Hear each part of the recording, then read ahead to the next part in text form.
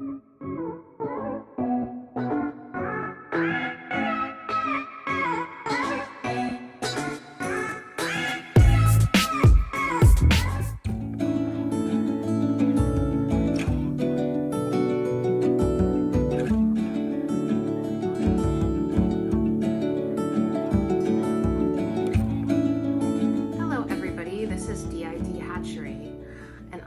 talk to you today about getting hospitalized. Yes, I'm getting hospitalized on Thursday. Kind of against my will, sort of, but I'm going voluntarily. Also, I don't know who this is, but it's not Brandy. I'm going voluntarily, but it's not like I can't go. Okay. If Thursday comes and I don't go to the hospital, I will be 5150'd. So I do not have a choice. I have to go voluntarily, or I guess I could choose to be a maniac and not go voluntarily. But I'm going to choose to go voluntarily, which, if you know me, which a lot of people don't, like especially online, people don't know my history. But for doctors who knew me in the past or people who worked with me, my going voluntarily is like a huge step forward, okay? And I know I just made a video 2 weeks ago about therapy. And yes, therapy is good, it's good, but it also dredges up things. It also wakes up certain alters, and it also wakes up certain behaviors. And so the way you see me right now is the reason why I've had so much trouble in the mental health care system. Doctors would see me this way and see my reason and my logic and my rationalness, and then they would think that all my other behaviors were just manipulations.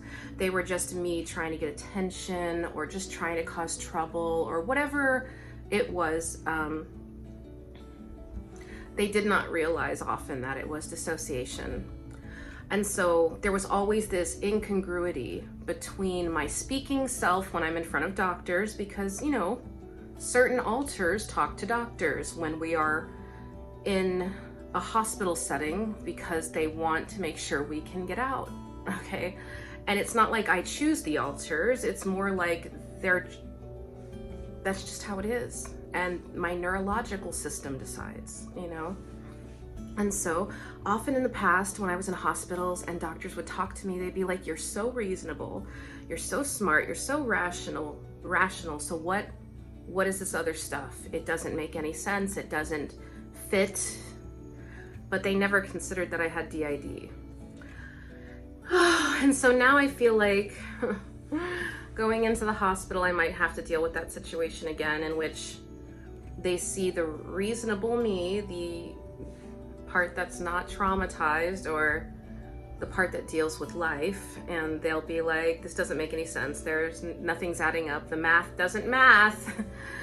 So I am worried about that, but I just have to, you know, accept whatever it is they do, whether they're ignorant about it or not, and know that when I go back to my therapy, that my therapists that I have outpatient know the truth about me. So yeah, I'm nervous. I don't want to go. I'm honestly, like, I know I project a certain image online. And that is me, that's me. But there's other aspects of me that I don't show online. Because just like anybody, there are things that are private and there are things that are public. But the reason why I have to go, and I'll be honest about this, I have a psychologist who does telehealth with me, so I do that over the computer. But then I have a therapist who comes actually to my house, which makes it harder for me to mask because I'm in the safety of my home. And, you know, it's actually very beneficial. And it's so rare. I don't expect anybody to even have this opportunity, but if you have DID and you have the opportunity to do therapy at home, do it. But So what happened, the reason why I have to be hospitalized on Thursday, despite my presentation right now, is because I had another part of me, an alter, who brought a weapon into the therapy room. Not to harm anybody. With my particular situation with trauma and my system or whatever, I have alters that take things that are figurative and they make them literal. I also have alters that make things that are literal figurative. So it goes back and forth. So I had an alter that felt they needed to be protected against trauma therapy, so they brought a knife. It was not going to be used on anybody. It was not going to be used at all. It was just they felt safe with it. They felt safe having it in their hands. And I know that might not make sense to people who are not traumatized, but it's just something I've had to deal with throughout my life. I've had alters that will carry around razors for weeks at a time, protecting themselves from things that are not physical. I've had alters that have carried around pills to overdose because they were fearful of psychological things that they made physical. They thought, if this happens, I can escape, I can overdose. If this happens, I can harm, I can get away, I can run. It's a form of flight.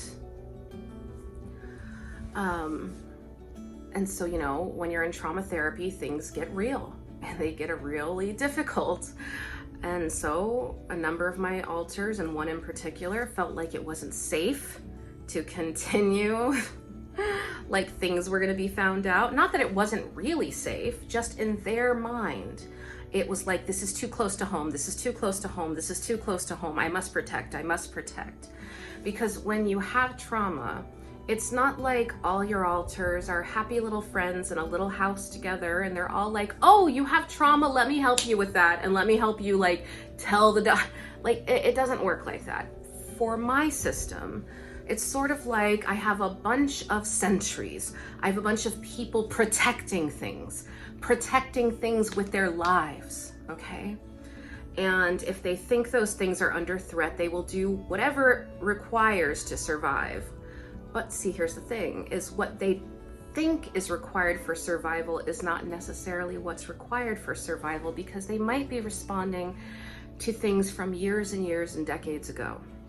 And so if another part of me starts being dangerous, which has been the case, I have to go to the hospital whether I feel like I need to or not. Because if you asked me personally right now if I need to be hospitalized, I would say no.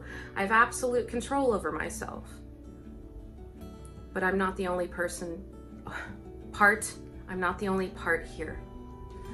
And all parts are equal. All parts are part of the original personality. You can't get rid of them. You can't subtract them. They're always going to be there.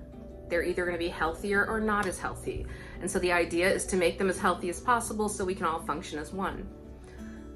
So some parts are not healthy enough and they are acting out. And therefore I have to go, which I am trying to work through, because I'm not the kind of person that likes to go to hospitals voluntarily. I have a lot of trauma related to facilities because I'm from Florida. Florida is ridiculously low in mental health care, and if you go through that system, you will come out traumatized. I mean, there's no way around it.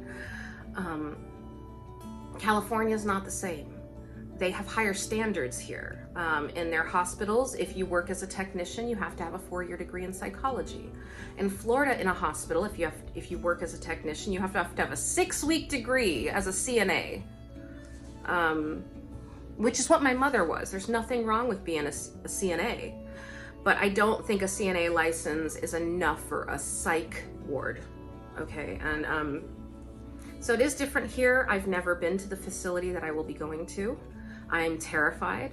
I don't know if it's bad or good or filthy or not filthy, or if the staff is jaded or kind. So I'm extremely worried about that. Also, when I've been in hospitals, doctors have had a habit of keeping me in longer than I want to be in. So that's another thing I'm concerned about.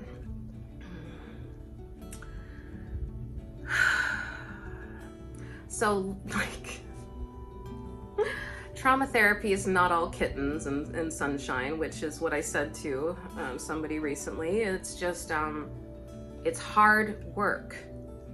It's hard work if you want to get better, and I want to get better, so I'm willing to go through this, despite the humiliating aspects of being hospitalized, despite the dehumanizing aspects of hospitalization. I know what to expect. I've been in the worst of places and the best of places, so I'm pretty sure I can handle everything. But I mean, I'm babbling because I'm still nervous. Like I said, I have a lot of trauma related to hospitals, and not excited about going. But I have probably needed to go for months because, you know, after my mother's death, I have not dealt with it. I haven't. It's just sort of like, I still think she's alive. Even though logically I know she's not. She's not. But emotionally I feel like she's still here. So I haven't really dealt with that even yet. It's been like 6 months or however many months it's been. But, so this is what's happening. I like to keep people updated because I want people to understand the whole process of being disabled, of having dissociative identity disorder. It's not all fun and games. It's not all like, I'm gonna make a video and put a little jester hat on and play around and like dance and like switch my alters or whatever. No, it is like I have to go to the hospital despite not wanting to go. And I have to go on Thursday despite not feeling like I need to go, even though they can't just look at me. See, my doctors can't just look at my behavior. They have to look at all of my alters' behavior. And so my therapist saw several, it's not just one alter, several alters with different behaviors that were pretty dangerous. And so he said, no, this adds up to you need to be in a facility because you can't control all these parts of you. So if they're coming out and doing these things, they need to be hospitalized. And I understand that. But let me just say, if you ever have worked with me in my life, you would be so proud of me right now. You'd be like, oh my gosh, she's actually trying to get better. You know, because my alters are highly skilled at distracting from what the real problem is. They're highly skilled at distracting from trauma and issues by doing other outlandish things.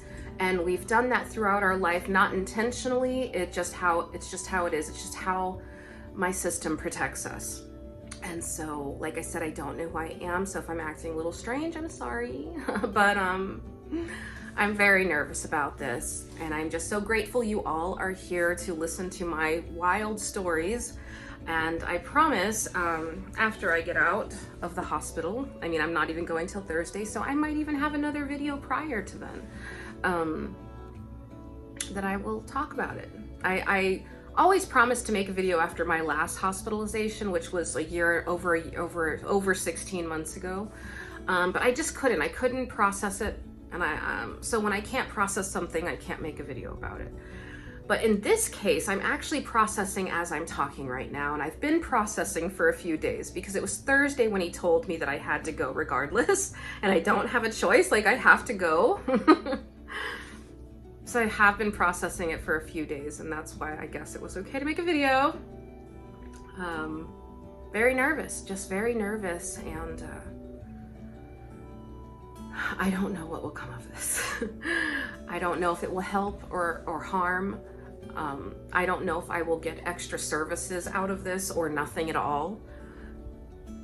It's just an unknown, and I've never been there, so I guess I'll keep you updated. And I wanted to let you guys know that I'm still here, and I will continue making videos. I just can't always make them in a very fast fashion. It just depends on who's out and what everyone's doing.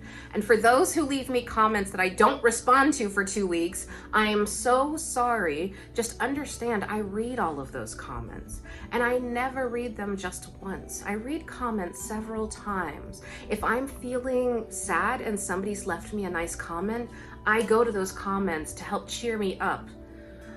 So understand those comments are important.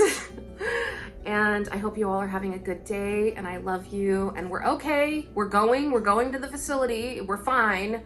no emergency. And we will talk to you soon, and maybe we'll have a video before we go. I'm not sure. Lots of love. Have a good day.